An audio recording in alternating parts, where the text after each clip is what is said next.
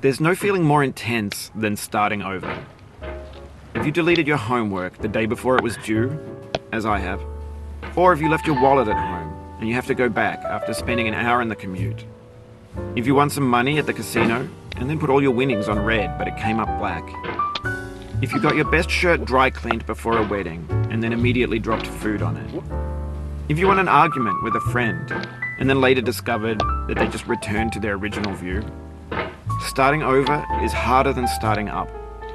If you're not ready for that, like if you've already had a bad day, then what you're about to go through might be too much. Feel free to go away and come back. I'll be here. Alright, thanks for coming with me on this trip. I'll understand if you have to take a break at any point. Just find a safe place to stop and quit the game. And don't worry, I'll save your progress, always, even your mistakes. This game is a homage to a free game that came out in 2002, titled Sexy Hiking. The author of that game was Jazuo, a mysterious Czech designer who was known at the time as the father of B games. And B games are rough assemblages of found objects.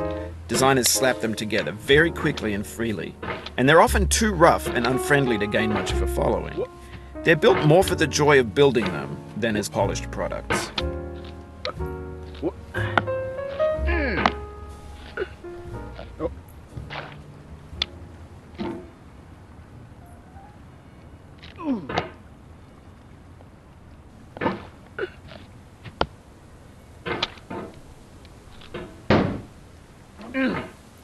In a certain way, Sexy Hiking is the perfect embodiment of a B game. It's built almost entirely out of found and recycled parts, and it's one of the most unusual and unfriendly games of its time. In it, your task is simply to drag yourself up a mountain with a hammer. And that act of climbing, in the digital world or in real life, has certain essential properties that give the game its flavor. No amount of forward progress is guaranteed. Some cliffs are too sheer or too slippery. And the player is constantly, unremittingly in danger of falling and losing everything.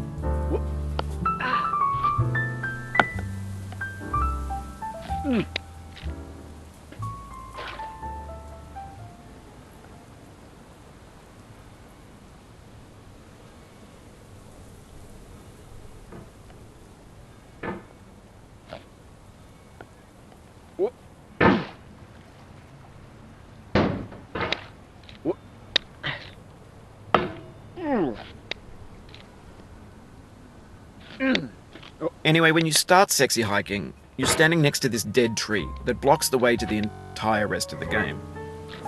It might take you an hour to get over that tree, and a lot of people never got past it. You prod and you poke at it, exploring the limits of your reach and your strength, trying to find a way up and over. And there's a sense of truth in that lack of compromise. Most obstacles in video game worlds are fake. You can be completely confident in your ability to get through them once you have the correct method or the correct equipment or just by spending enough time. In that sense, every pixelated obstacle in Sexy Hiking is real.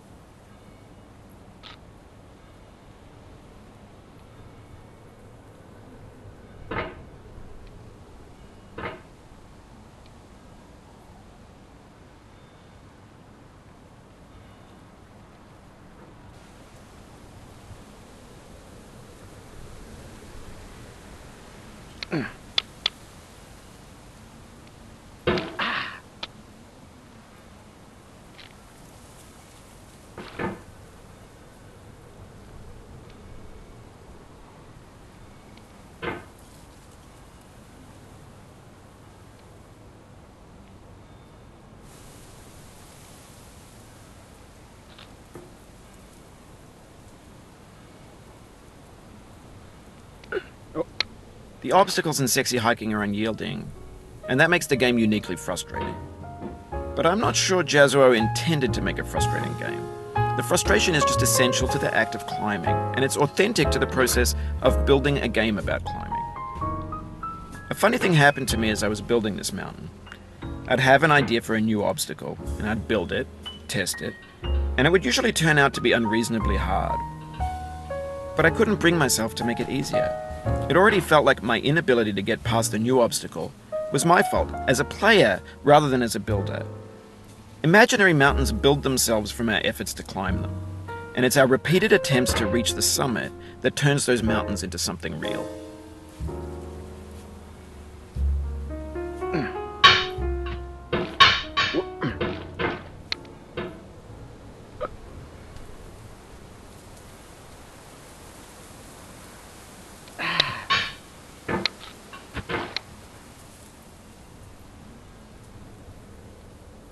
When you're building a video game world, you're building with ideas.